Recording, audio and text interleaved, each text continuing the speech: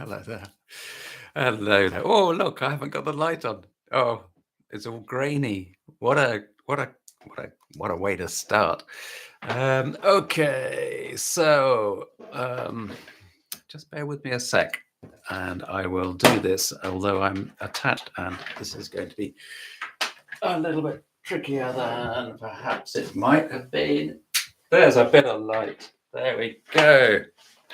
Wow, professionalism. That's a way to start. Say hello so I can see who's here. And we can make a start. Fantastic. So I know there's 7 of you out there, so hopefully you can hear me. And hopefully it's all okay. So just say hello and we can see who's here. So we're going to be talking about Earth energy today. Sorry, I'm just now rearranging my desk, having made that faux pas at the start. Earth energy, we're going to go back through some of the basics, I think. I don't know how many on this, on the chat are new to the channel. I was having a conversation with Dale and Laura this morning, Dale Tobin. Lovely guy. Laura's a lovely lady over there on their channel. They do some great things, the Talking Stick Show. I was having a chat with them and several of his viewers, of their viewers have signed up. So that's great. So I think what would be nice would be to go really right back to some basics. Any of you regulars that are, I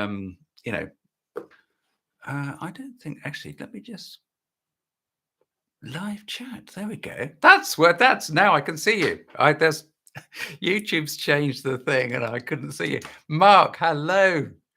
Goodness me, look, you're all there. Yes, Mark, hello. Good to see you. Nancy, hello. Sean, hello. Sally P, hello. Steve Westnop, brilliant. Good to see you. Teresa, that's lovely. Yes, Mark, indeed, there was light. Yvette, hiya. Space Cadet Lottie, nice to see you. Hey, up. Hey, good. Very well. I've got to say hello to everybody. Gina, nice to see you. Sally, can't miss you out. And JF, good man. JF, good man. Moderator for today. Satnam Sandhu, nice to see you. Earth is flat is basics. Well, I don't subscribe to that one. So sorry, but we won't be going to that. But we can talk around the concept of that. Angelica, nice to see you. Okay, good to see you. Fantastic. Right, now that the some of the chaos of the start is over, we can move on.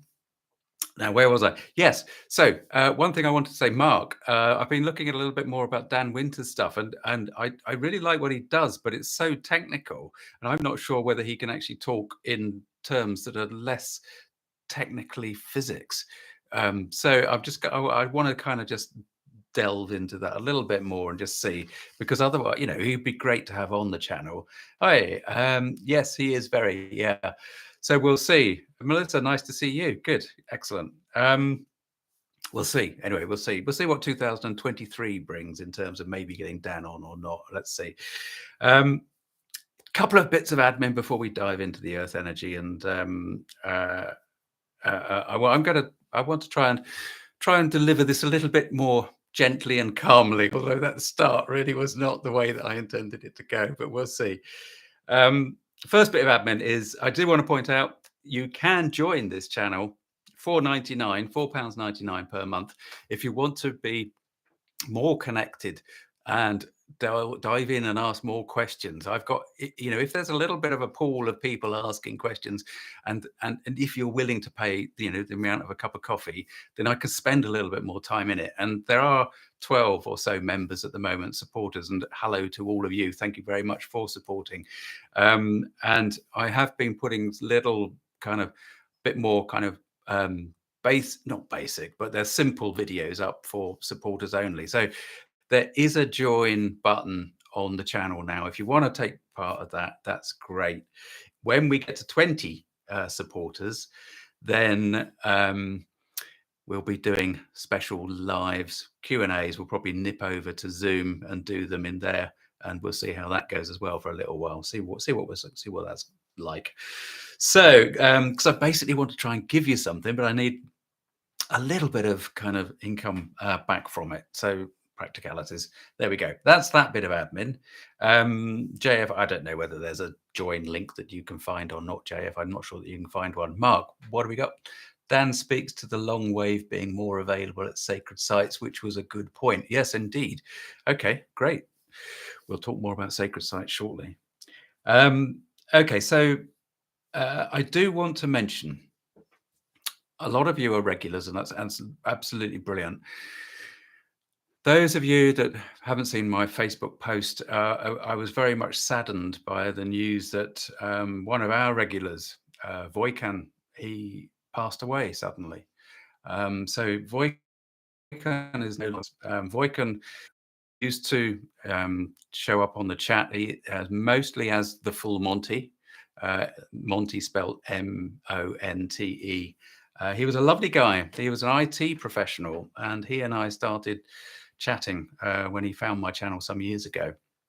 And at that time, it was very unusual for me to actually get chatty with people. And he likewise found it unusual. But he was very interested in the metaphysical. And in fact, not long before he passed away, he was really excited about the fact that he'd found some earth energy lines at his at the building that he was renovating in Montenegro, which is why he called himself the Full Monty. He was short for Montenegro, and that's where he had planned on retiring. I don't know the circumstances of his, his passing away. Dying is not an expression I like to use because he's still with us, but it's very sad, and I'm sure that you'd like to really, just exactly, Lottie, just spare a thought for him and his family who are left. Certainly his wife and daughter, for sure. So bless him. There is actually, JF, if you could dig out a link for a video that I did. I had a conversation with Voikan a few years ago about Seth and Jane Roberts' channeling of Seth. And Voikan was really, really keen on the Seth material. Yeah, he was a great guy indeed. Yeah, it is sad. Yeah. So there we go. Anyway, So, but I wanted to mention that because I know that some of you, knew him, knew his presence, and what he did do, what we could guarantee he would do, would be to throw a spanner in the works. So I'm going to dedicate the chaos at the start of this live to Voikan, bless him, wherever he is now. In fact, he's probably here. So, just to let you know, house healing course, the one that I've been going on about for a little while, that's now full, and we've started that, and that's fantastic. Some of you I know are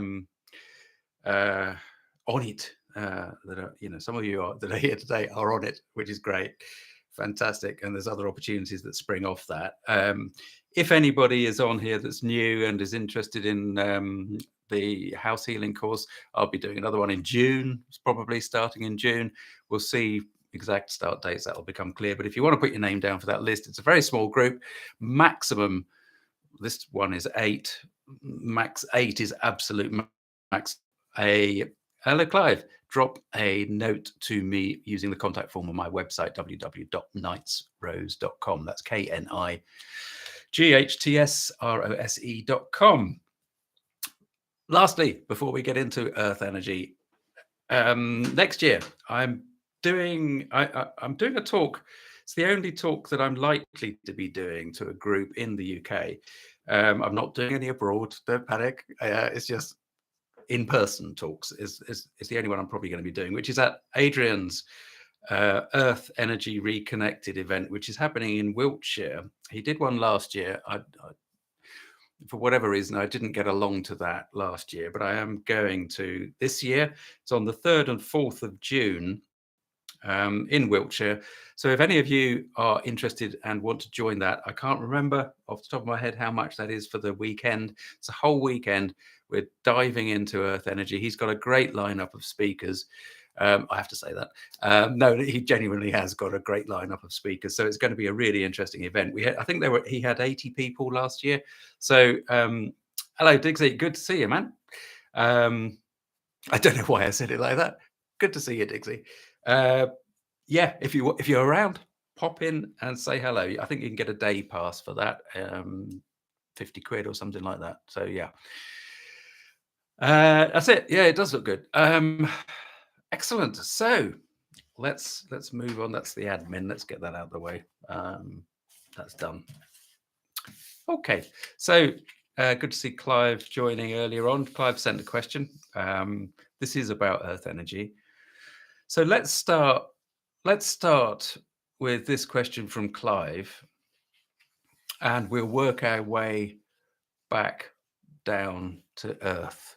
Let me just before we do that, I just want to double check the chat while you're yeah, okay.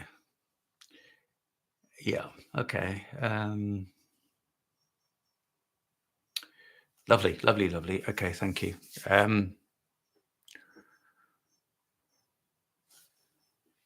Okay, yep. No, Satnam, good point. Okay, that's fine. Let me just go back up. Okay. Yeah, okay. Now then, Clive's question was, do you think that Earth energies are more of a planet thing?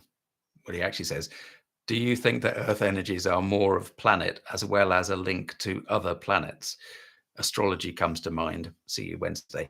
So, so what he's, I think what Clive's really getting at, and I know he's there so he can correct me if I'm wrong on this. Basically, what Clive's saying is, what's the deal with Earth energy in terms of the universe and our little Earth and Earth energy going out amongst the planets? What's the thinking on that? And it is a great place to start, actually, because we think of ourselves if we're thinking spiritually, we think of the universe and the expanse of the universe. And I mean, I have to say, quite frankly, the the awesomeness of the sort of numbers, the figures, the maths involved in the universe is just it's just so mind blowing that it really puts us into perspective and puts things generally into perspective. So there's no doubt that Earth energy does leave the planet and enter the planet. And the thinking is that actually the structures that are known as Birkeland currents, which are electrical structures that are in the atmosphere, and I believe the Birkeland currents actually, they either stay within the atmosphere, so they form vertical electrical connections between us and the ionosphere up there, that total surface. Now they either, this is where the science, I haven't done the research specifically for today, so the research is lacking, but the Birkeland currents themselves either go right out and extend out into the universe, or for sure there is electrical filaments that go out from planet to planet. So therefore, the Birkeland currents that come in within our atmosphere, within the ionosphere and down to Earth, they definitely contribute to the electrical forces, the electrical fields that cover the Earth, that we partly understand as being Earth energy. Okay, so let's just stay out in space for a minute. Dear old Hamish Miller and other researchers definitely believe that Earth energy permeates the cosmos 100%. Now, when we're talking about Earth energy, we have to remember that actually the Earth energy is fundamentally a term used by the dowsing community and other metaphysical types. But fundamentally, if we think of it from the dowsing community, that I don't know why I'm doing this, but the dowsing community uses Earth energy as a label. But what we know for sure is that actually that Earth energy for some dowsers is actually different. It's a different connection that they're making, but it all comes under this catch-all term of Earth energy. So let's stay out in space, and that's why I feel as though I am allowed to be as vague as I was about Birkeland currents, because fundamentally out in space, you know, the idea of the vacuum that is just nothing, there is nothing there, is so outdated now that, well, it's just not worth thinking about. So the connectivity that we talk about when we talk about things spiritually, when we talk about the fact that we individually, coming straight back down to earth, are all connected through the quantum field that permeates absolutely everything, because everything emanates from the quantum field, everything emanates from vibration, and fundamentally we still, even in this form, are only vibration. That quantum field is throughout the entire cosmos.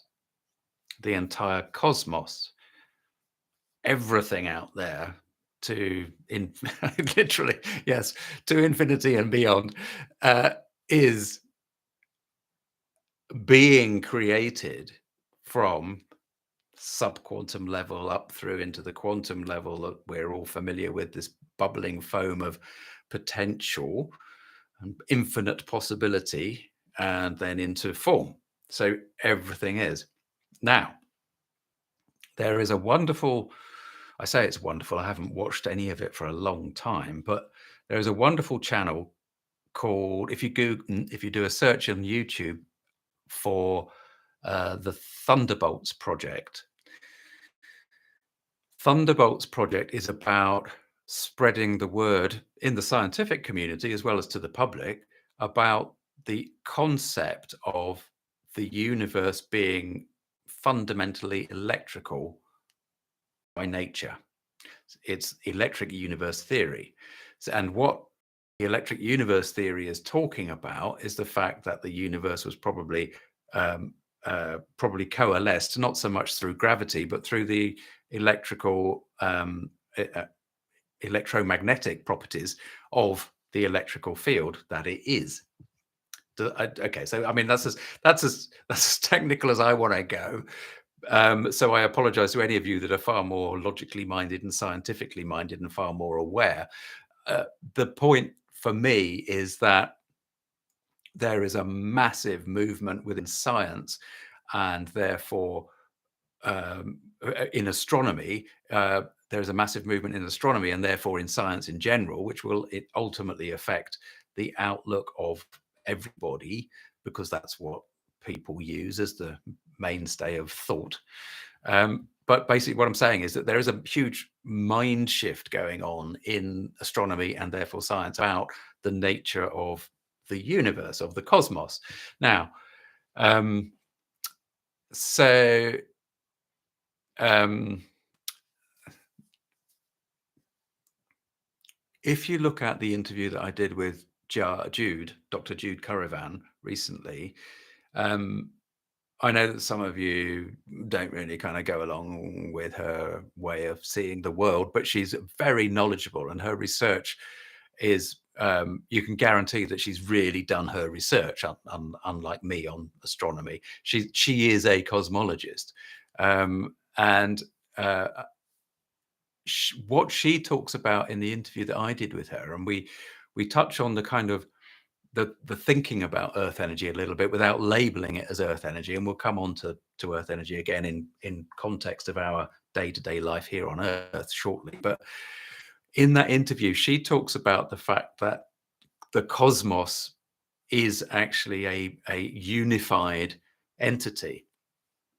And we talk about the idea, one of the emerging ideas in current quantum mechanics, which is about quantum comparativity. So, what's his name? Carlo Rovelli, who is a very well respected quantum physicist, has is one of the leading lights in developing this idea that aspects of the quantum realm can only be considered to be measured in comparison to their relationship to other aspects of the quantum field. Now, that has a relevance because, as we touch on in that interview with Jude, thank you, JF, as we touch on in that interview, everything, all of these fundamental principles are fractal and thematic in nature, in process, in nature. Nature is actually a good expression. So what we're saying is that if there is a fundamental theory of comparative quantum mechanics at the quantum level, so in other words, aspects of the quantum field, bear with me, don't worry, I know I'm saying quantum a lot, but you'll get it. If there is a theory, as Carlo Rovelli's theory is, which is gaining ground and gaining recognition and actually being accepted more, which is about the comparison of objects compared with objects, although objects is not the correct term at the quantum level. They're all still possibilities before they form into probability. But the point is, it's about comparison, about relationships to things, to each other. Right. If there is that theory there at the fundamental level of creation, then that theme of comparison, of being able to identify things through their relationship to other things, will emanate out on different scales and be seen in different structures, because everything that is created follows similar patterns. That's the fundamental reason why people like me talk about fractals a lot, which is the recurring patterns within nature. So a pattern will repeat, will repeat, will repeat, rather like the DNA double helix that we've talked about on several occasions. The DNA double helix is made up of just 4 letters, 4 components in different forms, but those 4 components in different forms create the double helix, just like our standard alphabet here in the West of 26 letters. You can create the works of Shakespeare out of those 26 letters. So complexity can be created from simplicity. And if there is a theory that says that things can only be considered to be of form and significance by comparing with others, then that thought, that concept, can be grasped and taken into other areas of reality. And therefore, to me, the reason I'm saying this, and we'll come back into the earth energy in just a sec, but the reason I'm saying this is because actually, if we think about us, our relationship to other people, in a way, we actually define ourselves by our relationship to other people. So, in other words, in order for a person to be recognized, they have to be seen by somebody else to be known. That's a little bit of a strange concept, but do you see what I'm getting at? So, this idea of comparison of objects in different circumstances will bring meaning to our concept of reality, right? It has a relevance in our awareness of who we are and what we are. Okay, so the the the reason that's important, I hope that some of the house healing students will kind of go, wow, I know where he's going, because that's where I'm going, is in the in the circumstance where we want an aspect of reality to change, because we want to help somebody. We want to help somebody shift their awareness of their reality. We don't go, yes, you've got to change. What we do is we ask the management to shift, to change, to adjust the energies, the aspects of that person's reality, in order that that person sees the world differently. Their relationship to the things in their world changes, and that changes their ability to co-create and to coexist.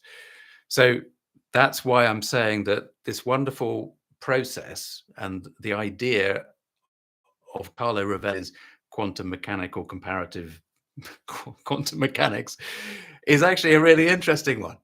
Right. So what's that got to do with Earth energy? And how does that affect Clive's question? Well, the answer to Clive's question is yes, absolutely. Earth energy, which is fundamentally, in my definition, and we'll look at this again a little bit some more in a minute, but fundamentally, Earth energy for me is the concentration of electrical forces at a really basic quantum level. Okay, so that's the way that I kind of feel it, and that's what I think absolutely does go out and beyond in the cosmos. And yes, I think astrology can absolutely be brought to bear and have a place in all of that. How much you decide you want to abide by the rules of astrology, and how much you want to learn from astrology, and how much you want to incorporate it into your life, of course, is entirely up to you as an individual entity of the universe.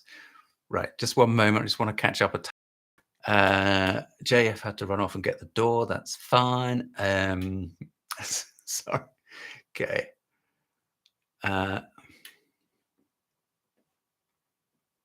think it's quite good to have a pause, isn't it? Just to let some of that sink in anyway. So let me just read up on, catch up on. Yeah, that's good, Jenny. Thanks. Nice to see you. Hello, Kathy. Good to see you. Yeah. Okay. Thanks, Lottie. Yeah. Okay. Yeah. Cool. Excellent. Okay. So,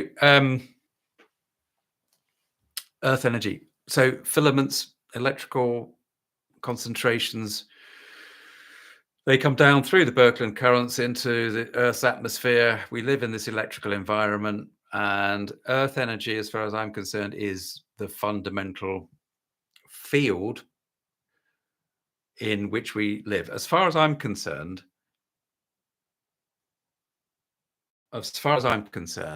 I would and do interchange the expression Earth energy with what you might have read of as the 0 point field, which is what Lynn McTaggart talks about in her books, which is the quantum field. They call it the 0 point field, 0 point, because it's on that tiny, tiny, tiny scale. But that 0 point field, the quantum field of infinite possibility, is absolutely everywhere. But when we connect to Earth energy, what that does is allow us to have a better connection to our ability to manifest, because it is connecting more directly to source, to the ultimate creator. So we all accept here, and we talked about this before, we all accept here that we are co-creators. So we all accept that we have a role in the ongoing creation of what everybody experiences. But more importantly, we have an absolutely ongoing role constantly, whether we are aware of it or not, in our process of experience. Now, which is in the heart, the 0 point. Yes, well, actually, yes, well, Rachel, yes, good point. Yeah.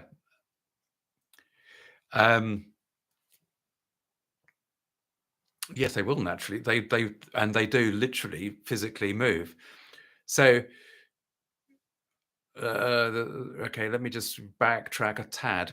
So, Earth energy, as I say, for me, is the focus of quantum form, quantum foam. Now, that to me comes.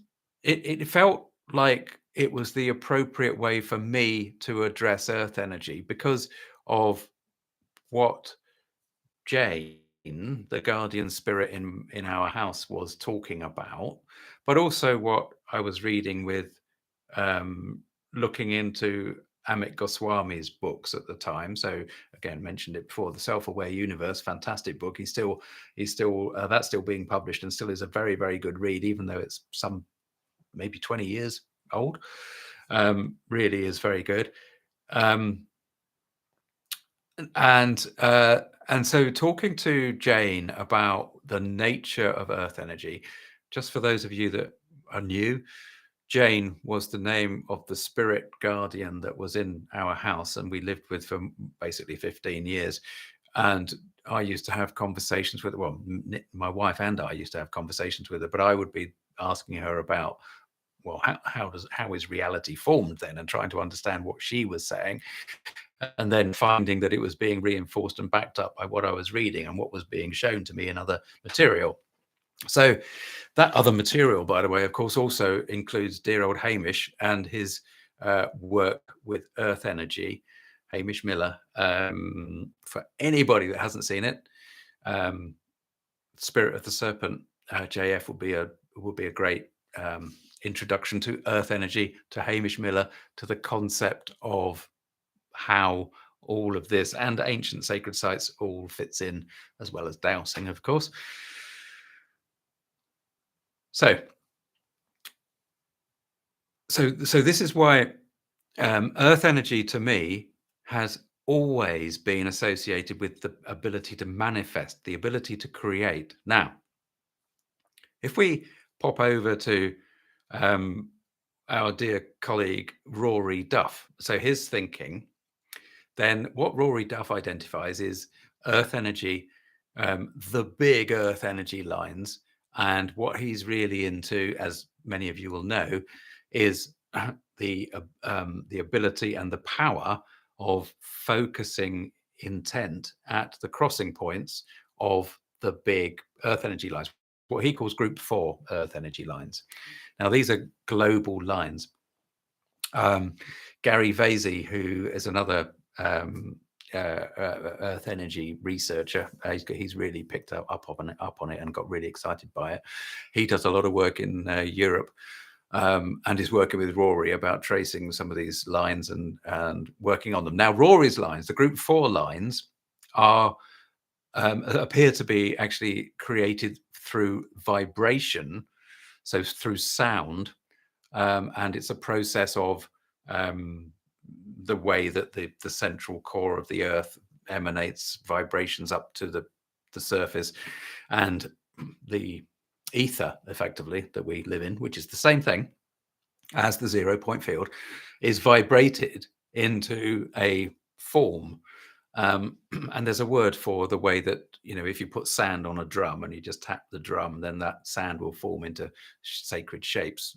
This is just a geometrical shape. It's nothing to do with the sound thing as such, but things like that sort of pattern.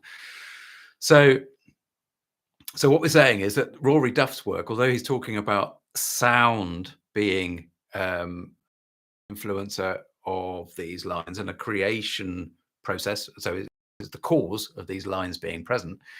What he's still saying is that they are still linked with manifesting. I'm not quite sure how he then links that process through, but he will have a theory to exactly how that works with the heart and brain of people.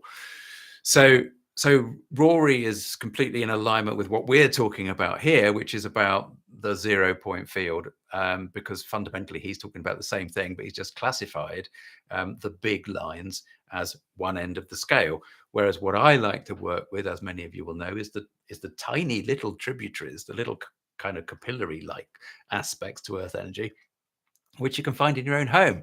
And the reason for that is because I don't get out much. So I like working with the power center at home and in this rural idyll that I live in. So that's fundamentally why I champion the small Earth energy lines. But of course, if you go to any sacred site, do put your questions in the chat, chaps, because I do want to make sure that you kind of get something out of this. But if you go to any sacred site, you will see that Earth energy absolutely was recognized as having value by the ancients.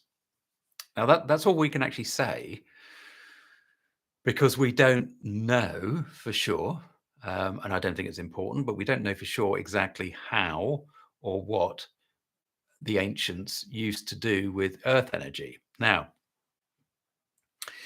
The fact is that if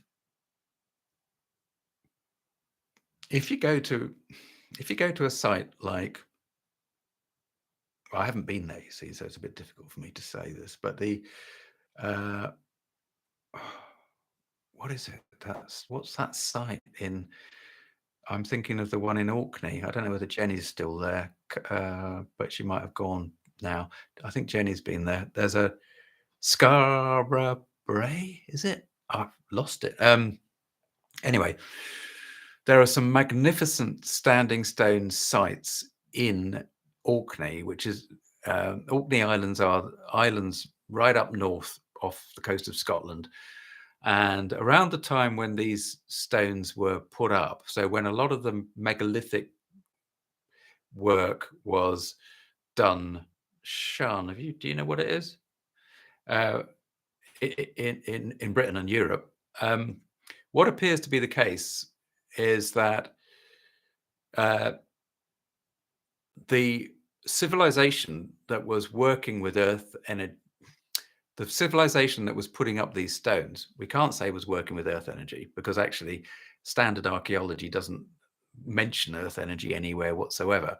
But what we know is that the structures were put up, and they appear to have been put up first in Orkney, and then the whatever it was that they were doing, the idea of it spread throughout the kingdom and down into Europe.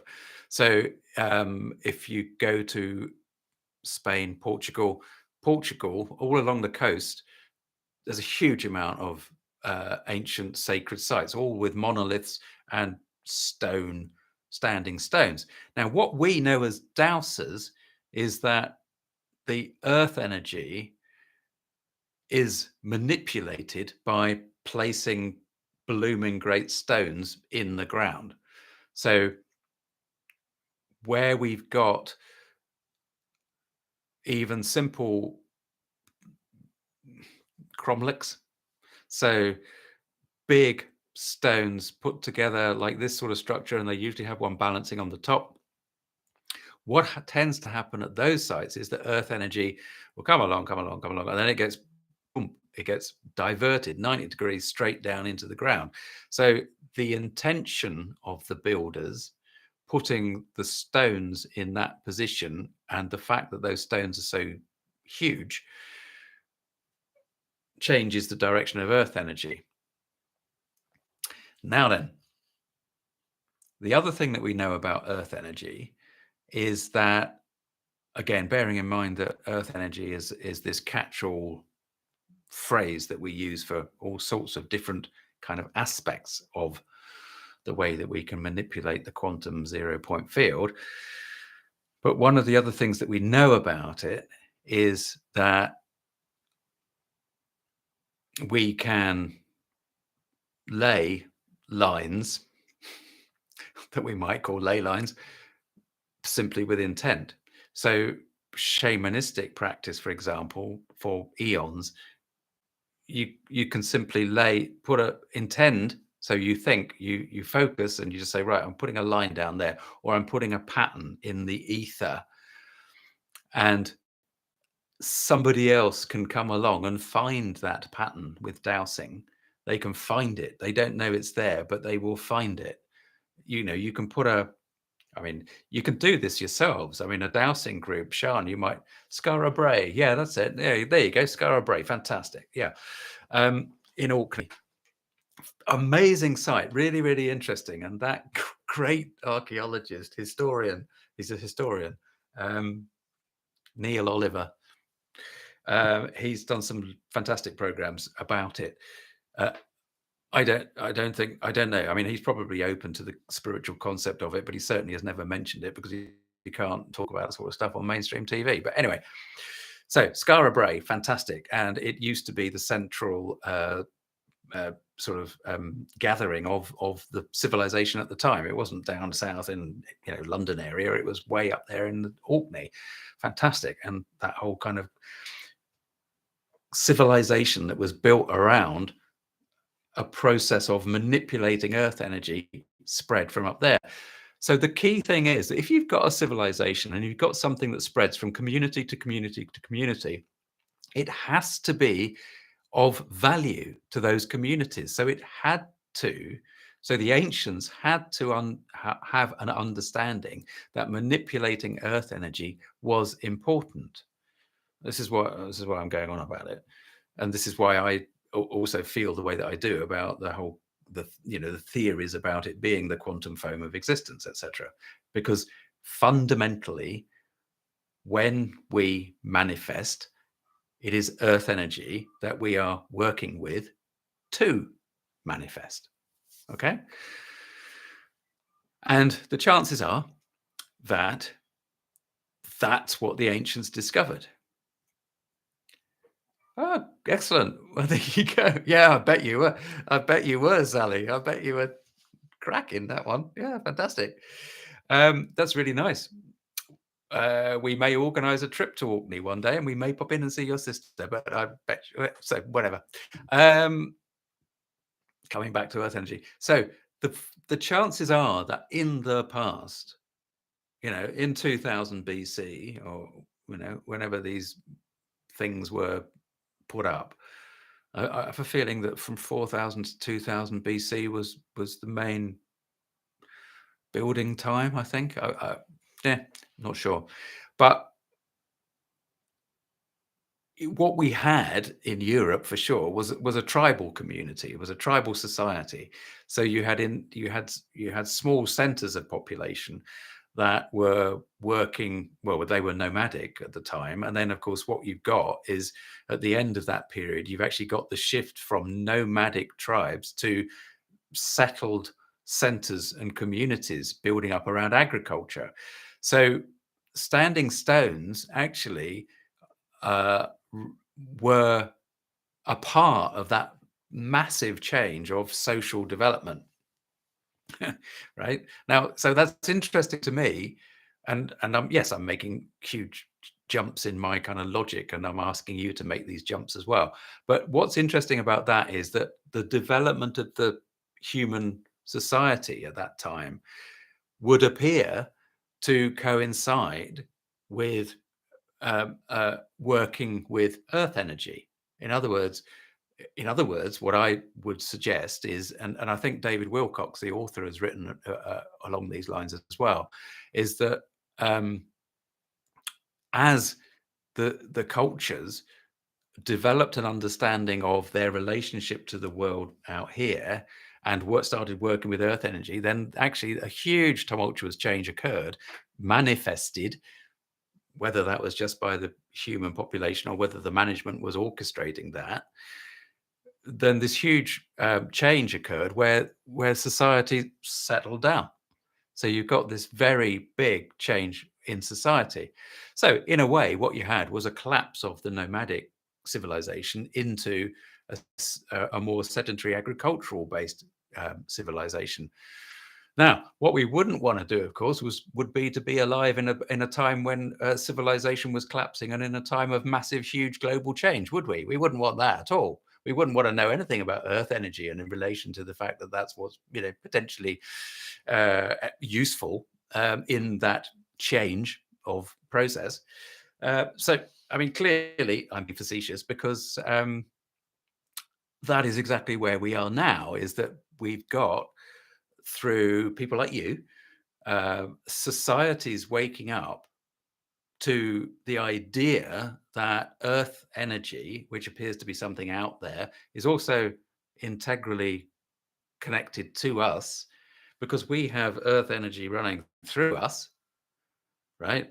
There's a saying that I like to use, and I will be using it a lot next year, that we are not only the story, but we are the storytellers, because we are basically earth energy in form being manifest in order to manipulate and experience whatever this is that we call life through manipulation of earth energy.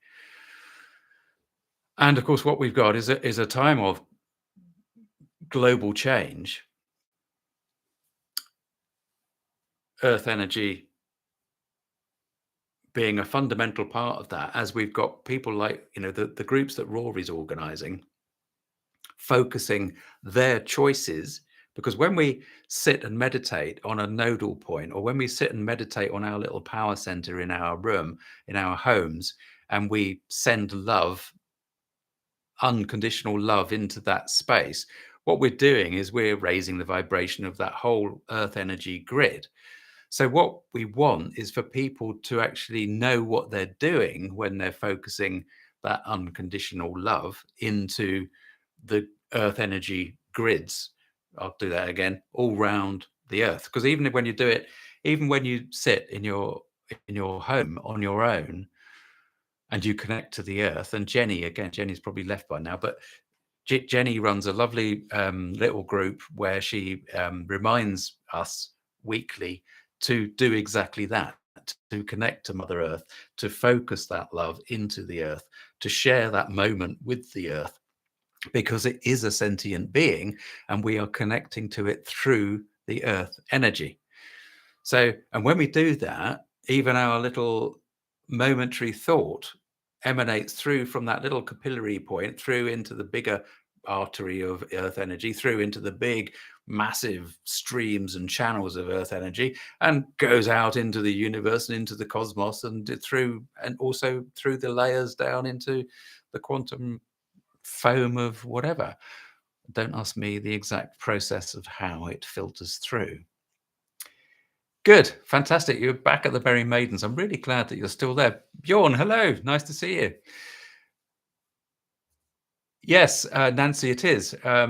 It is a basic question because, what is Earth energy? Well, it is electromagnetic. But then again, you see, everything that we see, including sunlight, is on the electromagnetic spectrum. So, in saying that is Earth energy electromagnetic, well, it is.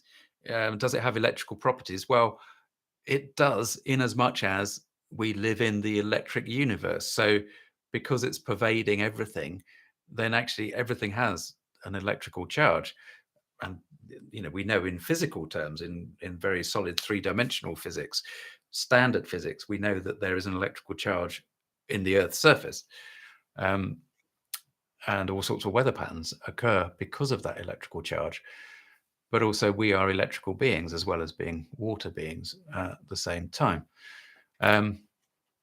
Okay, do kind of respond to that. I've got a question here from Bronwyn, and we'll kind of get onto that. We've got 15 minutes, so do ask any questions that occur to you as a result of those 45 minutes of talking while I take a sip of the old water.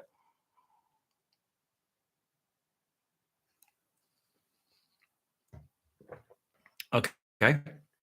So I've got a question from Bronwyn, which was, she was watching a recent video of mine, which I think I'll come to that in a sec, Clive. So I think, JF, you might be able to find this if you look at or do a search on Feng Shui on my channel. I think you'll come up with one that's like Earth energy in the garden. It's like Feng Shui or something like that. And I think this is probably the video that Bronwyn watched.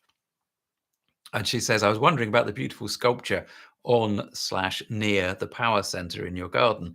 I have a power center in mine, and I have asked if I can put a sculpture there. And she gets the answer, no. Can she put a plant there? No. Bird bath? No. I'm wondering if your sculpture is actually right on the power center or just near it. Well, the answer to that is that it is actually just near it. It's not actually 100% slap bang on the power center. Because what we find is that the power centers, and this applies again to a sacred site like the Merry Maidens that Mark mentioned. You've got the circle of stones. Excuse me, that's that water. You've got the circle of stones, which actually also is not actually as a true circle. It's slightly elliptical, but don't worry about that. But the point is that the power center that we can find more or less in the center is slightly off center. It's never quite in the center. It's just slightly off. Fantastic. Well done. And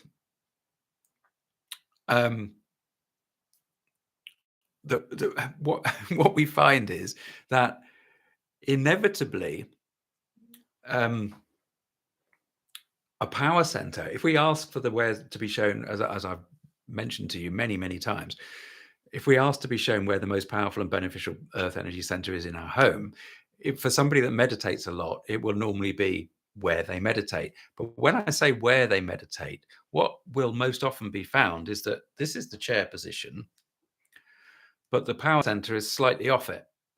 Excuse me, I'm gonna cough. Jolly handy to have a mute button. So the power center always seems to be slightly off where the actual event takes place. So, which I don't know why.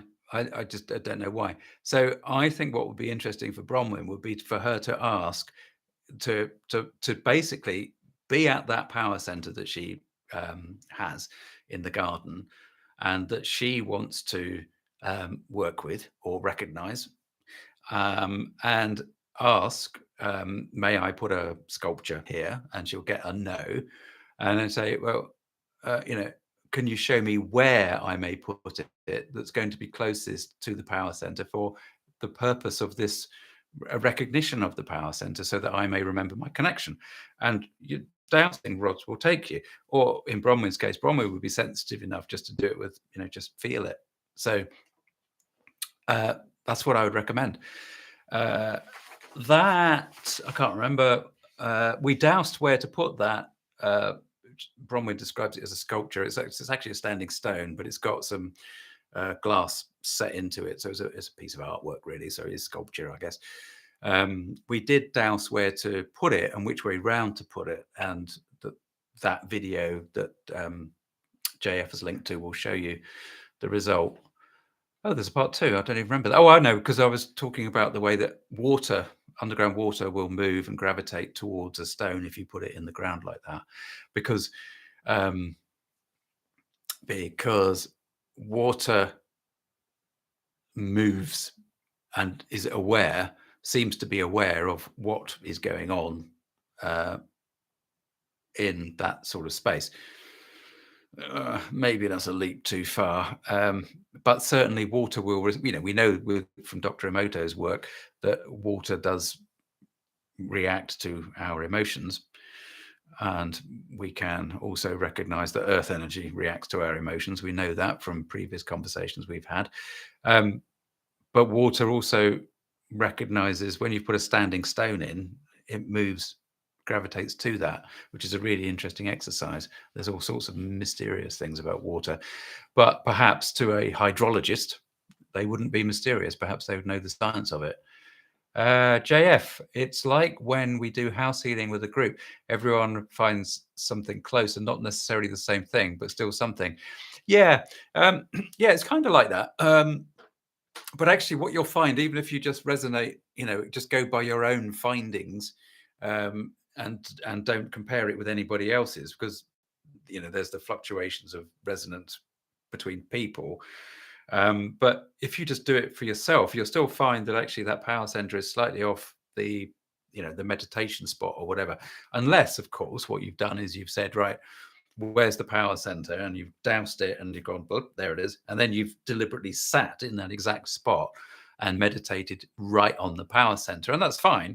It's fine, because actually the management will probably just go, oh, we'll just shift that a little bit over that way, just a little bit. It doesn't matter, they're in charge. So yeah.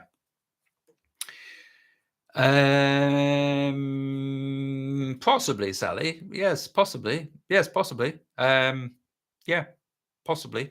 Although the aura generally would be considered to be generally equidistant around us, and therefore the spine, as a physical object with all the chakras hanging off it, would usually be considered to be the central kind of line, vertical line.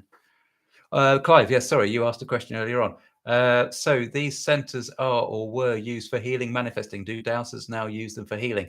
What do people mean by love? Is it an emotion?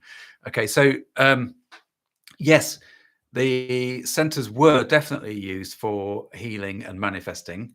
I say that because I've been told that on numerous occasions by various disincarnate guardians at different sacred sites.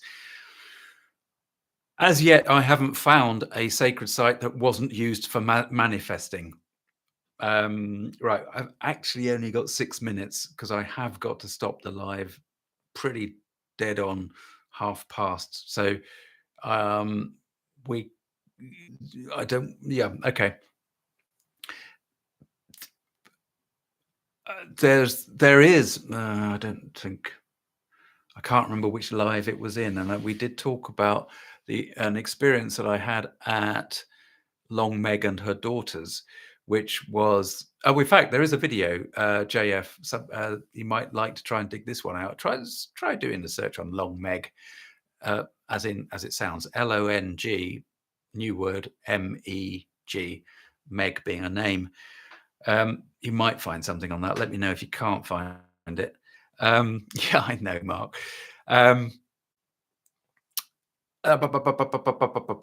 When I was at Long Meg and talking to the Guardian there years ago, they showed me very, very clearly how the tribal wise person would work with the earth energy at that particular site. And that particular site was all about balancing the good and evil, male, female, basically the process of balancing reality around central cause of what we consider to be opposites, right? So, and that fundamentally is a healing process. What we're trying to do all the time in healing is to allow balance to be restored. If you want to put it in scientific terms, it's allow stasis to reoccur.